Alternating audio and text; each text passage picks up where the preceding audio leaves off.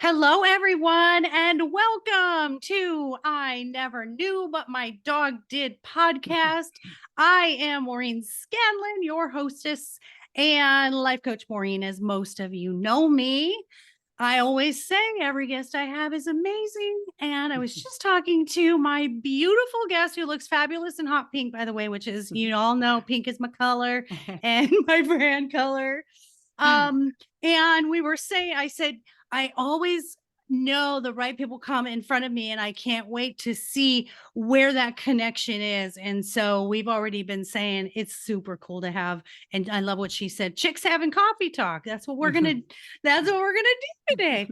I think the subject that we're going to talk about with my next guest is it's not talked about enough. And I have a family member that struggles with this. So I can't wait to talk to her about that. So let me introduce you to my friend Tracy Herbert. She is a leading authority on health and wellness.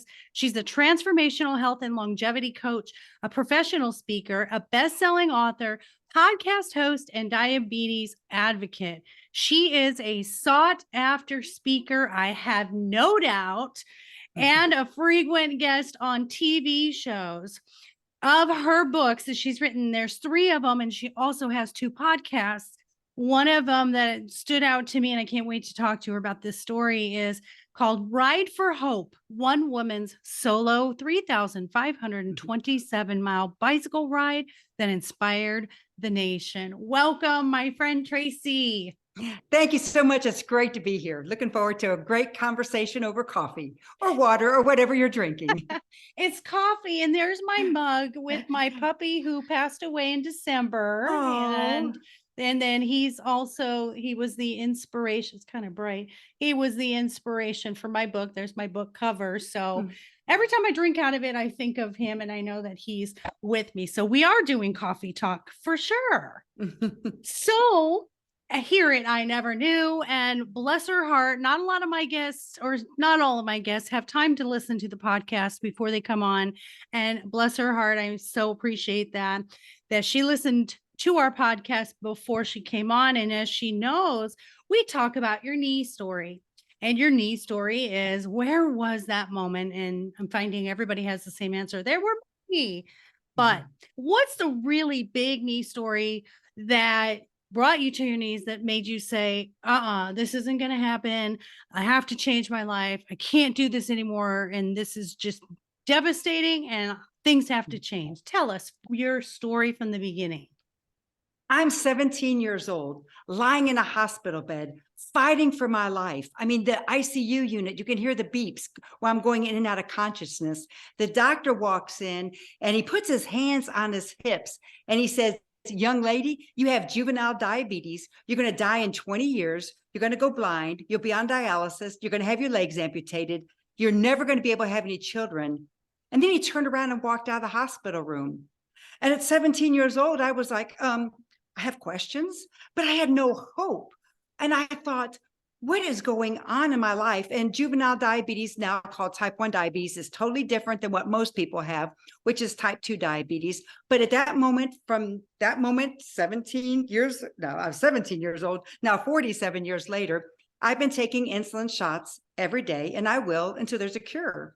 But what I kept hearing, everything, I was in the hospital for about 3 weeks. Every time I would go into a special class to learn all the things you have to learn to live with a chronic disease like diabetes, everybody kept telling me the same thing. You're going to be dead in 20 years. You're going to die with horrible complications. And there's really anything worth anymore. I mean, luckily my parents didn't listen to the doctors, because they were all saying, don't waste your money sending her to college. I was a 17-year-old high school senior. And it was ridiculous. And so, of course, I was depressed for quite some time. And I kept sitting there going, okay, what are you going to do? What are you going to do? So one day I finally ventured out with my friends, and we went to a movie theater.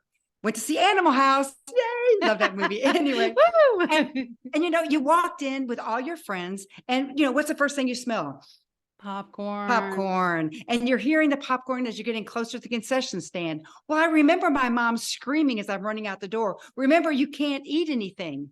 Now, we had plenty of money. That wasn't the issue. She wasn't trying to be mean. It's just, you're on a very restricted diet, especially in the mid 70s, a little bit different than it is today. And I walked up to the concession stand clerk after all my friends got their candy and Cokes and all that stuff. And I said, could I have a cup?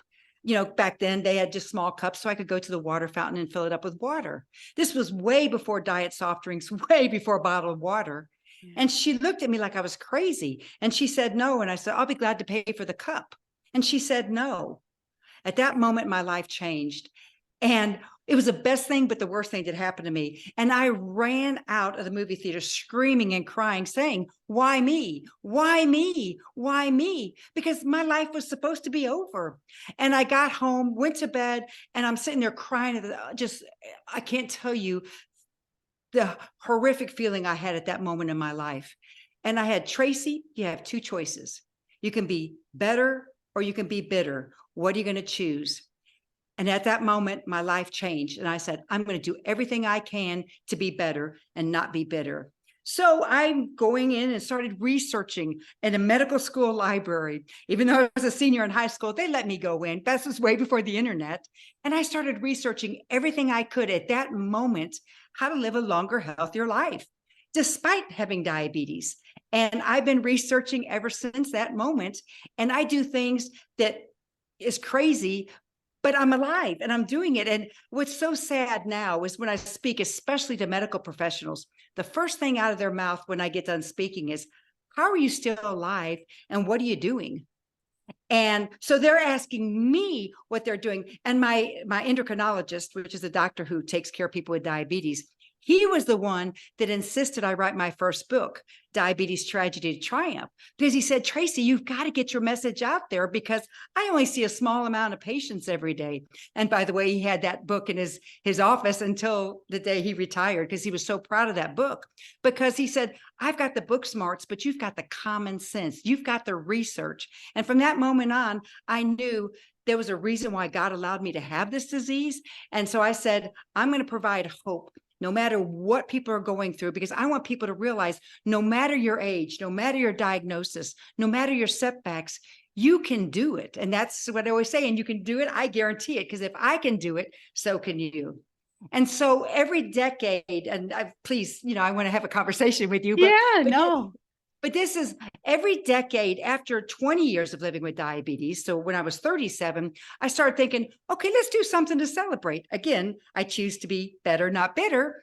And I thought, okay, so I did a 100-mile bike ride, no big deal, nothing. Then the next year the next decade, I did a I did a triathlon.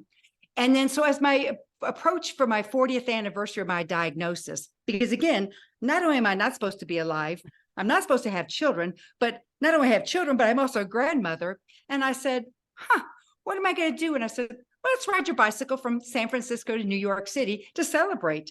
And that's exactly what I did. 3,527 miles. I got on my bicycle and at the Golden Gate Bridge, and I pedaled I finished on the Dr. Oz show, but we finished, then we finished at the Brooklyn Bridge.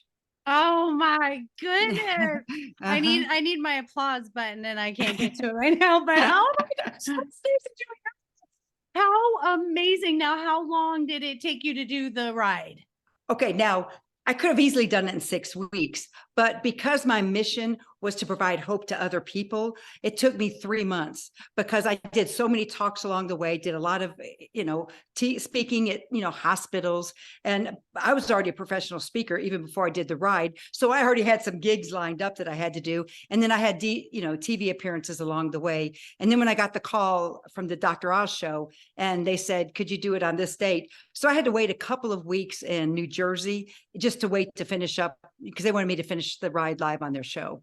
So, and we shot a documentary. I wrote another book and I started a foundation, and that's something that has changed my life, but it's for the good. Let me tell you that was something else for these kids. And I'll go into it later if we have time and if you want to know about the foundation. I want to get into all of it. So listeners, if you don't know the difference between the diabetes type 1 and type 2 is the type 1 requires insulin and it's they consider it, I think it's under 30. Is it under 30 is considered childhood diabetes? Well, that's changing rapidly because more people over the age of 50 is getting type 1 juvenile diabetes now than even children. It's Okay, crazy. that's good to know. And Mhm. then the type 2 is usually regulated by diet and exercise and Correct. weight and such. I have a family member and they're very private, so I can't say who it is, but I have a family member who has type 1 and they were Mm. diagnosed at 30. Oh, wow. And yeah, interesting. And it's been 20 something years that they've had it. And it's been a struggle to help them with this. And it's been a big struggle for them having this. And here's the biggest challenge that this family member of mine has: they don't look sick on the outside. And Right. so they don't take seriously the things that they need to do. Now, this family member has a Mhm. pump that Mhm. regulates it, but these pumps unfortunately have malfunctions and there's been kinks in the Mhm. hoses, and you put this Mhm. this needle in there in so many different places, you get scar tissue and it doesn't go Yep. in all the way. So Yep. it's been a real struggle. So tell us, what are some of the ways that you changed the view of diabetes and how you can help people who are newly diagnosed or have struggled like my family member for 20 years and just can't really come up with that solution? Well, when I started in my mid 30s, even though I was doing what I was researching and I was learning so much, I really started thinking maybe the doctors were right. Because by this time it had been almost 20 years, thinking maybe my life is over. Back to the researching area I went, and I started thinking I was taking 9 shots a day, 9 shots a day. And I knew, and so I was doing this the whole time, which is not healthy, and you don't want that. Right. But that's when I discovered my 3M formula. And y'all, if you don't remember anything else today, I don't care if you have type 1 diabetes, type 2 diabetes, or want to be healthy as you age, or if you want to lose some weight, this 3M formula is going to be mind boggling. The first one is mind. You have to have the right mindset, which you know. I mean, Maureen, you know of all people, but you got to have the right mindset. Say, I can take care of this. I can do it. I'm in control. This is not going to control me. Yeah. Number 2, mouth. We have to learn to eat to live and don't live to eat.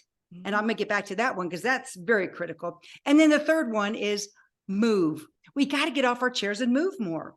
Now, people always say, well, how did you train to ride your bicycle across the United States? Y'all, is pretty simple. Every day from the age of 17 until now, which I'm a little bit older than that, if you can't tell. No, we But cannot. but I have more energy now than I even did in my 30s, which is so crazy. But every day I do something. Sometimes it's going for a walk, sometimes it's yoga, sometimes it's just sitting there meditating and stretching. But do something every day to keep your body moving, because when you have diabetes, when you have cancer, when you have Alzheimer's, everything we have is all connected to our body, obviously. And so when you learn these 3 principles and really take it to heart, mind, mouth, and move, your life will change. That I can guarantee. And so mouth, that was a thing that really got me at 17 years old. I mean, back then it was so much more strict than it is today because we didn't have insulin pumps and continuous glucose monitors. But again, back, what 17-year-old kid doesn't want to go out and hang out with their friends, right?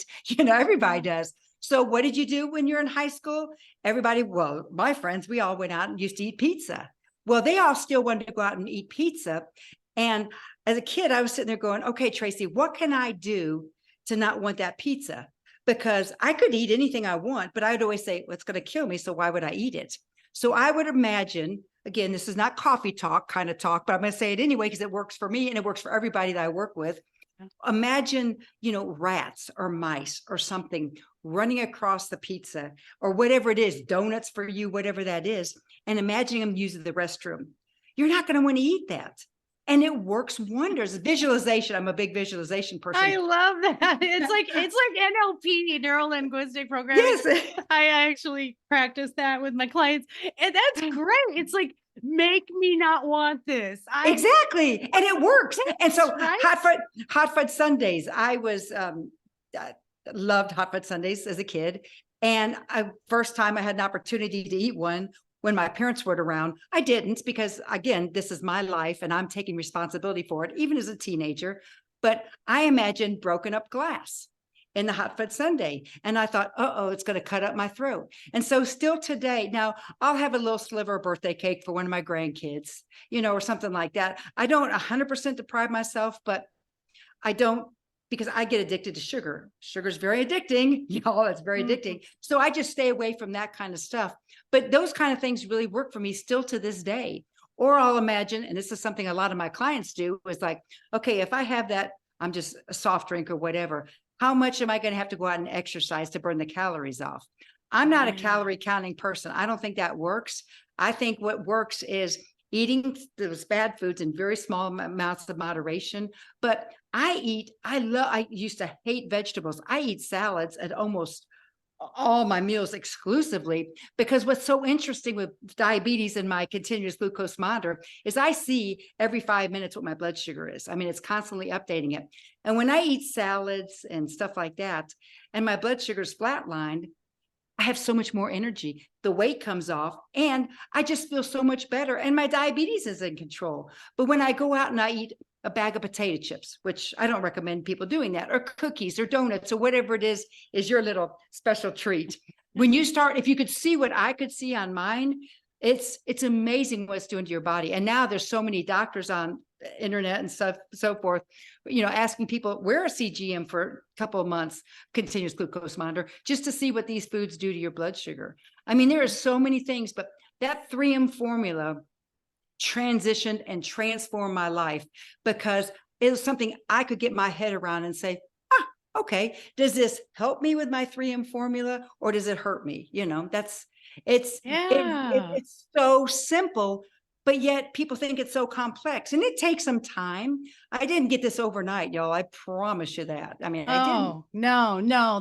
And especially like you said, in the time period of when you were diagnosed, I mean, things were completely different. And I love food. And so I always have so much empathy and sympathy for people who can't have what they want when it comes to food. So one of the things I would do for my family member was always seek out alternatives. Like, they love their sugar and their candy and their sodas. And so I would always try to find these alternatives to ice cream or pudding or something. And there are so many resources now. I have to say, there is a website for food prep, guys, that I love, and it's called Skinny Taste. Yeah. And what's cool, if you're familiar with it, is you can do low calorie, low carb, diabetic. There's a couple of other gluten-free, keto. So there's all kinds of websites out there. I just happen to have done Skinny Taste and found the most amazing recipes, because I help my husband do low carb. We do low carb. But in menopause, it's very hard to lose the weight. But I love the 3M. It is the mind, and that applies in my life coaching to every client. Is first you've got to decide. That's the number one mind thing. Decide you want this thing that will be better for you. I love what you said. Is this going to hurt me or is this going to harm me? I mean, is this going to help me or is it going to hurt me? That's how I look at it with life too. Is, does this serve my purpose or does this hurt my purpose? Does this keep me from my purpose? So all of this is so cool. And I love that you say that. So you need to eat to live, not live to eat. And we've associated, and I'm actually going to do a TED talk on this eventually when I get it. The sixth love language to me is food. And we use that as, think about all the times that we get together with family. We have food. We have birthday parties. We celebrate food. Every time we have a sad gathering with a funeral, got to have food. So like when you said eat to live, not live to eat, it just bells went off. I'm like, we do everything around food. Being 17, junk food is like life. And for you to say, I was able to just monitor it and say, I got to tell myself I don't want this thing.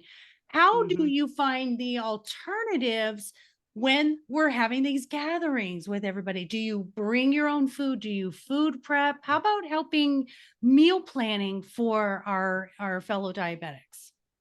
and this works even if you don't have diabetes. That's what's crazy about this. Yeah. So when I go to parties, and especially if there's going to be a buffet line, stay on the other side of the room. Don't even get near it. Don't even have water with you. I don't leave home without I have water all the time, because most of the time when we're hungry, we're just really dehydrated. That's all it is. And I eat before I go, and then I'll nibble on a few things, because so few places you go, especially with gatherings, have healthy options. That I'm very, very anal about my options, because I eat to live. I don't live to eat. And when it's my turn, or when I say, hey, everybody bring a dish, everybody always instantly knows, because a lot of my friends, we have guessing games, or back in the day we did, who brought this food, I want this recipe. Mine, everybody say, that's Tracy, because I'd bring like blueberries, or or a salad or something like that. At the company picnics, I'd always bring, when it was something, okay, the theme is green, I'd bring green grapes, even though they're higher in sugar, but still to get people to realize you don't have to eat all those cookies. If you're going to splurge, have some grapes or something. It's a mind. If you go in knowing, or especially when you go out to eat, when we do go out to eat, now that we're empty nesters a lot, we'll make a decision where we're going to go. And then if you don't know the place, look at the menu and then say, okay, this is what I'm going to eat. And then always, if you can, drink a glass of water before you eat, because you will consume fewer calories, even if you eat something that's high glycemic, or, that spike your blood sugar. But when you eat those high glycemic foods, your blood sugar spikes. Even without diabetes, it's going to crash. And that's when it crashes, everybody overeats. So say you go and have some kind of a food, donuts or whatever, and a couple hours later, then your blood sugar tanks. Then you're thinking, I got to eat more. Well, how many people are going to go have a salad, or even an apple, which I'm a berry fan. I love blueberries, blackberries, raspberries, because they don't spike your blood sugar as much. And for me, I don't like to take insulin. I have to, obviously, to live, but less insulin I take, I know it's better for my body. Now, don't stop taking insulin, but I just look at it because I want to have that flat line. So there's options out there, and very few places I go with large groups of people, especially like, funerals. People want to bring comfort food. Well, I just choose to have a little, I don't want to be rude and disrespectful, and I'll have a small little plate, but you'll see me eating a salad before I go into a place, just to make sure that I get what I need. I'm more full, because if you're ravished and you want food, then you're going to be sitting there going, oh, wait a minute, what am I going to do? Then they're going to just start eating and eating and eating. Always drink water before a meal. That's life-saving. Wow. And you're right. And a lot of the times, like, especially with my family member, she'd be on the road a lot, and it was just the convenience. And she'd call and I'd say, what are you doing? She'd say, well, I'm in the line at Wendy's. And I'm like, you're getting an iced tea, right? An unsweetened iced tea. And she's like, no, I'm getting a Frosty. And I'm like, no, you're not. Get an iced tea.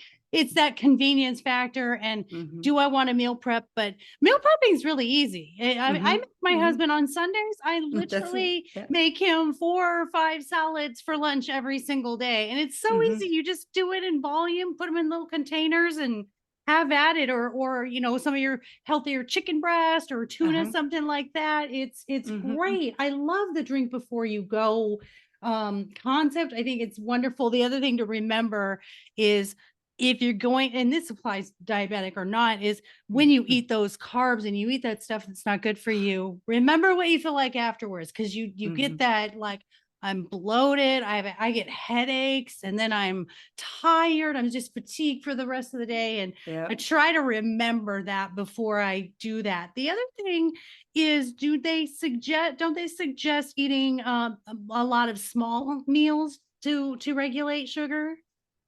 That's where the research is now changing. It used to be eat 6 small meals a day, but now, especially for people with prediabetes, and that's 1 out of 3 Americans have prediabetes and don't even know it. That's what's scary. But people that have been diagnosed with prediabetes, but on no medication, they're doing the intermittent fasting.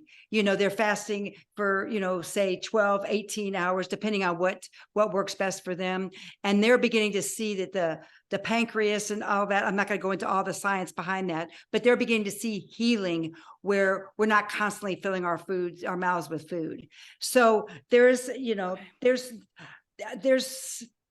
changing research. I actually now do intermittent fasting, even as a type 1 diabetic. Okay, nobody shoot me for that, but I know what works best for me. And so I do that.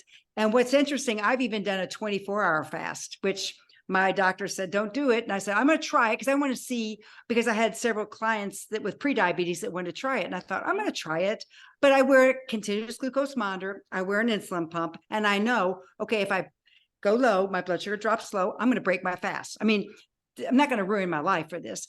And actually, when I do my 24-hour fasts, after the next couple of days, I even need less insulin for the same amount of food that I ate before my fast, which is very, very interesting.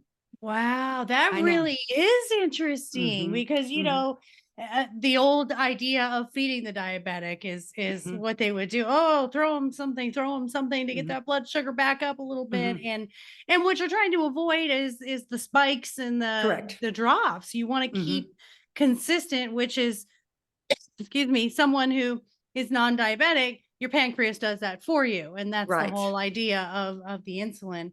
I love all of it. How was it, going on Dr. Oz and kind of having your moment of, because I'm a big one on the take that I showed you moments. Did you get your I did it, I showed you doctors? And don't get me on my soapbox, but I was in the medical field, started in nursing, and I was in the medical field for 28 years before I became a life coach 6 years ago.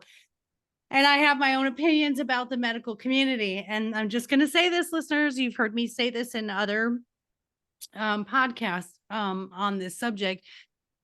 Medical care is not a perfected science. Medical today is they're treating your symptoms. They're not finding your cause. And if we continue to understand the medical community, their responsibility is to get you back to where you were, not to cure what you have. And they're going to do that by consulting with pharmaceuticals. And that is, it's always going to be hand in hand chemically. We're going to do what we can to throw stuff at the problem. I personally feel naturopathic doctors are really wonderful. I think DOs actually are great too, because they do go more with the healthy aspects of life. I myself have a new cardiologist who is all about the healthy stuff. And he's really helping me sort of change my lifestyle to be healthier for my heart. So I love that you brought that up about the medical community. And the thing about the medical community is they learn things from people like Tracy, who live it every day, who find solutions. Don't rely on one doctor's opinion. If you don't like that opinion, you have every right to seek a second and third and fourth and fifth. Now that brings us to insurance. You can fight your insurance company. There's always appeal processes, guys. So I just wanted to throw that on my little soapbox moment is you are not locked in to every doctor and every specialist, right? Yeah. And you have to be your own advocate. That's what, because unfortunately, nobody has time to care about your health. I mean, everybody cares, but it's up to us as patients to really go in there and say, this is it, this is it, this is it. So great example about, I'm saying, I don't know, maybe 10, 12 years ago, I went to my doctor like normal, and my blood pressure started going up high, not high, but higher than what I like. And I thought, the doctor said, well, you know what? You probably need to be on this blood pressure medication. Didn't ask me anything, and just, okay. And I went to fill it at the pharmacy with some questions in the back of my mind. And I said, is there anything I need to be careful about? And she says, well, what do you like to do? And I said, well, I'm a long distance runner. I'm a bicyclist. And you are on this medication? And I said, yeah. And I said, I do yoga. She said, oh, you will have to stop doing yoga because you can't do yoga with this blood pressure medication. And I thought, wow. So anyway, I kept it all sealed up, didn't even open it, and went back to my office and started researching. And I realized something about blood pressure, that you can actually lower your blood pressure with beet juice and beet powder. And this was years before it became popular. And so I went back in a week later to get my blood pressure checked again. And the doctor just walked by. Hey, how are you doing, Tracy? Fine. She said, man, your numbers are doing great with your blood pressure. Those pills are working. And I had my little sack and I said, haven't even opened them. And she's like, what did you do? And I said, and so I told her about some of the research, and she's on her computer talking to me, and her mouth drops open. And she says, I never knew this.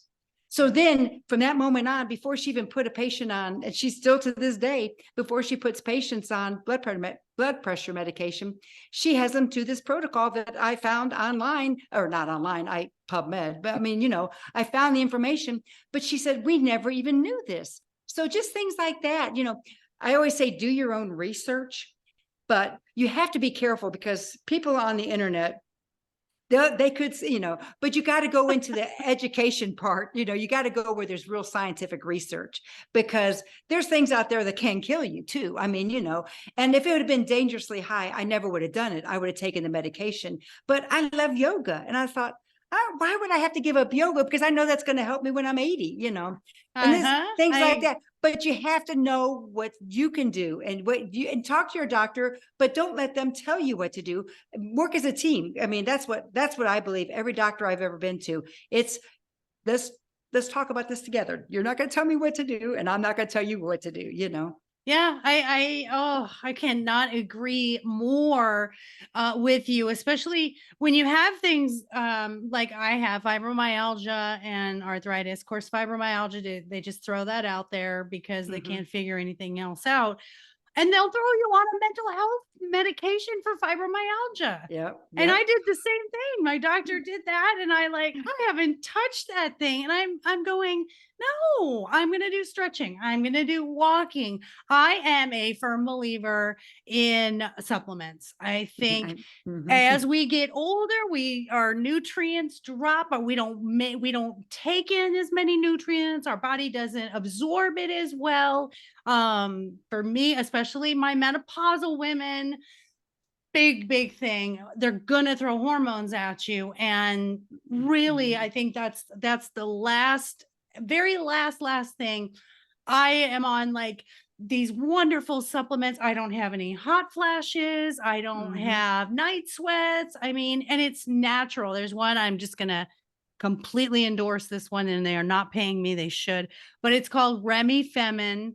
You get it on Amazon. Oh my goodness. And it takes about 2 to 3 weeks for it to really, maybe 2 weeks, I would say, for the hot flashes to stop and the night sweats to stop. And if you take it consistently every single night, you will not have those hot flashes. And it is just, Estroven is another one. It's a natural supplement. It's not a hormone replacement. And they have a weight management one that I'm taking right now. And it works. So really, try it. There doesn't hurt to try. If you try something for, a couple of weeks and you're like, oh, this isn't really working, try something else. Ashwagandha, that's a big one right now. That's a biggie. Black cohosh, that's another one. So don't be afraid to try stuff, guys, before just jumping into the prescriptions and the pharmaceuticals because your doctor said so. Your doctor has an obligation to try to fix whatever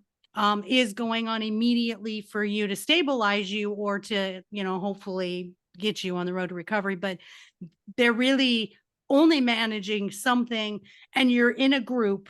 Basically, when a doctor sees you, they're seeing you as the other 500 patients they've seen before you, right? They're not seeing you as Tracy is special. Her body's different. Her chemistry is different. And she reacts better to that. They don't deep dive enough into that, but know your body and your chemistry better than anyone. So just don't be afraid to advocate for yourself and try different things. There's no supplement that's going to kill you, really. No. And with me, when I went through menopause, I'd never had one symptom of anything. I mean, again, same thing. Everything you do your research. One thing they're discovering though, when you're younger, like in your 30s, late 30s, is make sure you're exercising, make sure you're already eating healthy, make sure you're in the right weight, because the people that suffer the most in menopause, especially when they're going through menopause, is because of overweight. And that's really a major problem. But there's a new study that just came out. I can't think of what it was, but they're now saying that exercise for menopausal symptoms works just as well as anything else out there. That's probably why I never had any problems, because I was just like, oh, that was crazy. I thought that was going to be hard, but it was easy, you know. Well, let's be real, Tracy. Not all of us can bike across the country for 3,500 miles. So I'm going to speak for the rest of us who have that belly fat and like to eat our donuts every now and then. Okay, so let me tell you a story about that one, because I'm glad you mentioned that, because I wanted to talk about Sally, not her real name. I stopped when I was riding through. I was at Sacramento. I rode through Sacramento from San Francisco, and I was waiting for the light to turn green. And I just happened to notice a young lady, or a lady, at the bus stop, just right beside me. And my gut, I thought, I need to go talk to her. I don't know what I was going to say. I just had that gut feeling she needed to be encouraged or something. And I got off my bike, and she said, well, it must be nice to ride your bike across the city. I'm like, well, I'm going across the country. But she was a beautiful young lady, probably in her 30s, but she was morbidly obese, probably 200 pounds just to become obese, she would need to lose. And she kept telling me how embarrassed she was, because she was waiting for a family member to come pick her up around the block. And she couldn't even walk around the block. And I kept telling her, could you try this? And she's like, I can't. Everything was, I can't. And then I said, could you walk into your driveway? And just that instant, that light bulb went off, and she said, I think I can. I'm like, I got her. Yes. So anyway, so then I told her, so I gave her some strategies on what to do. And then by the time I got riding into New York City, I got a text message from this lady, and she said, not only can I I can walk home, I can go across the block and everything else. I just signed up for my first 5K walk. She said, I never realized that I haven't changed my diet at all, but I'm lost pant sizes like you wouldn't believe. And she's like, I never knew what was possible, because she kept thinking she had to walk, go exercise in a gym or something like that. And I just got her, I told her, if you can't even make it into your driveway, sit down and rest, or just walk, and then she could go, she was never be able to go to her best friend's house, which was like 4 houses down, because she couldn't make it.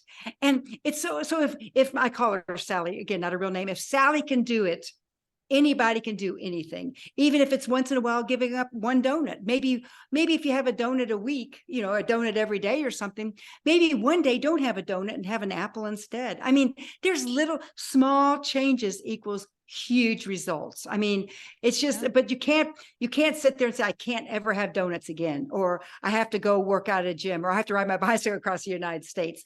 None of that. It's just do what works best for you and take little small steps, and then start watching big gradual changes in your life. And I guarantee you'll never want to go back, because once you start feeling, I mean, I'm in my, mid 60s, and I have more energy. We have more energy than our kids and our grandkids. Well, maybe our grandkids, because they're still little. But, my husband and I are getting ready in 2 weeks to hike back to the bottom of the Grand Canyon again. And then we spend 2 nights down there, and then we hike back out. I mean, we don't let our age or medical conditions keep us from doing anything. Yeah, you're absolutely right. And and the thing about change, listeners, and we all know this, is our brains, and there's a scientific reason for this, because of obviously the dopamine and the serotonin and all the happy chemicals. So what happens is, when we think about doing something we don't want to do, it's because that chemical, the reward chemical, is not present. So when I think about having to exercise, if I immediately literally activate the non-reward, then I'm not increasing my happy chemical. So I'm saying, if I do this, I have to give this up, and I don't want to give this up. That doesn't make me feel good. But just like Tracy said, when you just take the little steps, and I think I've said this in other podcasts, my son, my 24-year-old amazing little son, Noah, he always says, don't eat the whole hippo, just take a bite. Right. And that's what this is. That's what those steps are. And you can push yourself. Like you said, walk to the end of the driveway. Tomorrow, walk to the end of the driveway and halfway to the neighbor's house. And before you know it, you're doing things you didn't think you could do before. And isn't that what we did, guys, from the beginning? From the minute you were born, you learned how to crawl and you learned how to lift your head and you learned how to roll over, but you didn't do it one time and succeed. You had to keep trying, tying your shoe, riding a bike. So we're no different as adults. It's just we've gotten comfortable in not growing anymore. So we have to just keep pushing ourselves to that point where I still want growth. So I'm just, oh, I just adore you. I adore you, your energy, everything about you. I just want to eat you up and take all that energy in me. So let's we're gonna tell everyone where to find you. Tell me about your podcasts. Are you doing your podcast still?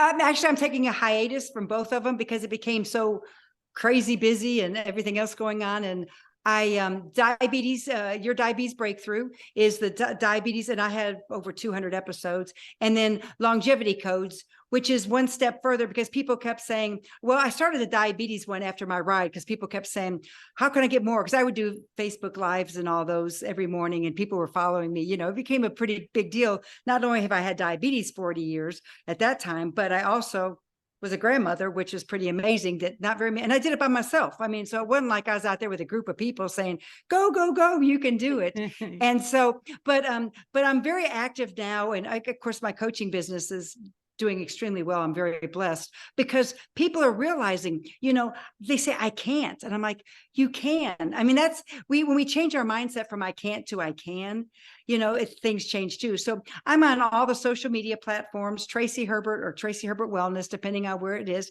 And then my website is tracyherbert.com. And I offer free resources. There's so many things in there that can help you because my goal, not just to provide hope to people, because we need hope. Obviously, without hope, we have nothing. But I also want people to realize, hey, I'm 70 or I'm 40. I need energy. These are the steps that you can take to have more energy. Because like I said, I'm shocked how much better I feel now than I did 5 years ago, 10 years ago, 40 years ago. I mean, it's crazy how much different I feel. And I have more energy. And it's just following the 3M formula, mind, mouth, and move. So anyway, all that, my books are available on Amazon. You can get them on my website. Your diabetes, tragedy, triumph, and then the bike ride across the country, and then longevity codes. So there's all sorts of, 3 books out there that offer that. But you know what, if it's a challenge for you, let me know, send me a message on Calendly, and I'll do a strategy call for free for you because my goal is to help you get healthy no matter what your setback is. Yes, she wants for you what she discovered the hard way that nobody told her. And exactly, as I always say, the reason that I do what I do is to be the voice that my younger self needed. And there wasn't anyone around. I just love it. I think you're a beautiful soul. And I think what you're doing is so vital and important. And like you said, 1 out of 3 adults is pre-diabetic. So that's a pretty big scary number to think. And I personally think a lot of it has to do with the kind of foods we're eating, guys. Stop eating those prepared foods. And I tell you, I never liked cooking. COVID got me into gourmet cooking, and I started getting into these meal delivery services where they send you the fresh ingredients. And I used to hate cooking. It's probably because I was a single parent and it was a have to. And it was like, oh God, another dinner. God, what am I going to make? But now I really love making it. And it's really therapeutic, guys. It's kind of like it can be your own moment. I am neurodivergent ADHD. So for me to sit down and meditate is very difficult. So I can't sit down and do nothing. So for me, I find different ways to find that relaxation. My meditation is cooking, listening to podcasts, taking a walk, sitting in nature, playing with my dog. So meditation doesn't always have to be just sitting, doing nothing, because that's a real struggle for us that have a hard time shutting our brains down. So Tracy, you're absolutely amazing. Now, everything's always heavy that we talk about on this podcast, although this wasn't heavy, this was fun. But I do like to do something fun at the end. And I have a little segment called Take My Money.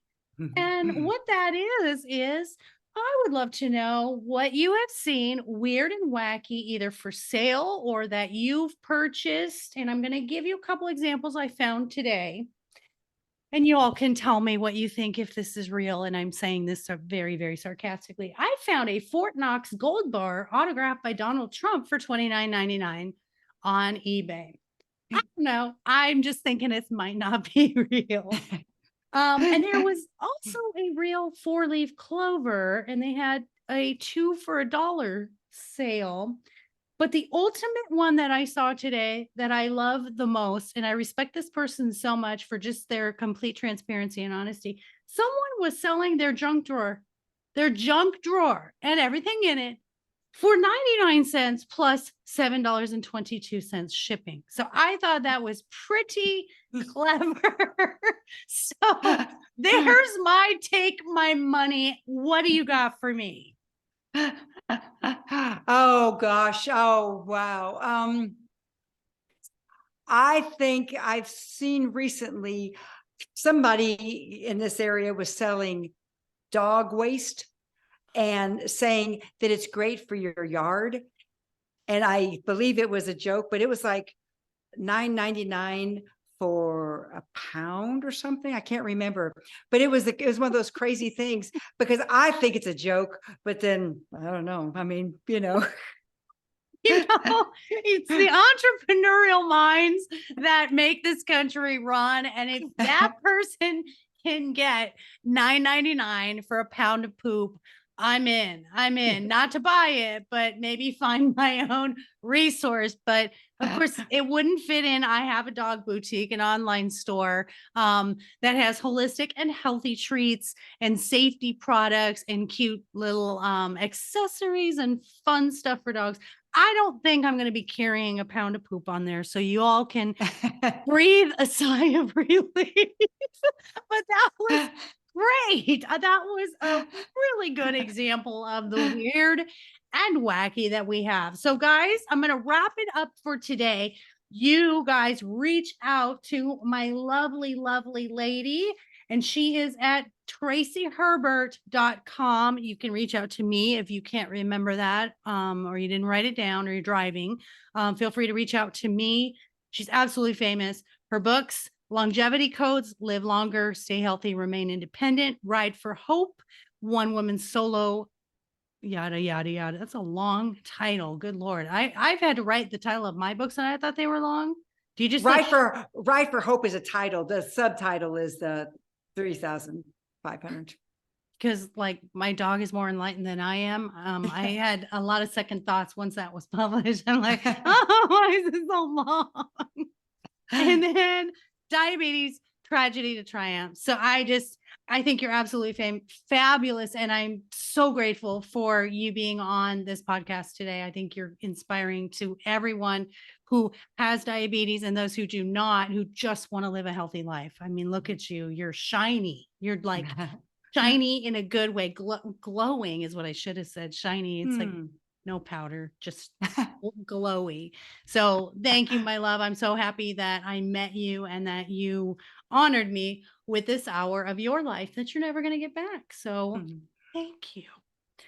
That'll wrap it up for today, my listeners. I love you all for being here. Again, you can find me for any coaching, relationship coaching, dating coaching, self-esteem, self-confidence, self-worth coaching, all those things.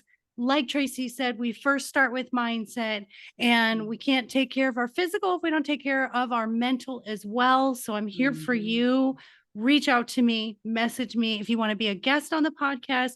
Also reach out to me. Keep those 5-star reviews coming. We are at all 5 stars. So let's keep that going. And again, my books are on Amazon. My dog is more enlightened than I am.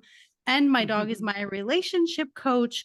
You can find my coaching at lifecoachmaureen.com. And don't forget the Doggy Boutique with all of our healthy and holistic treats, shampoo bars, people soap. We've just got a new product, people soap, at mydogiseverything.net. So until next week, everybody, take care of yourselves, take care of each other, most of all, take care of those furry babies, please. Love you all. Until next week, we'll talk to you later.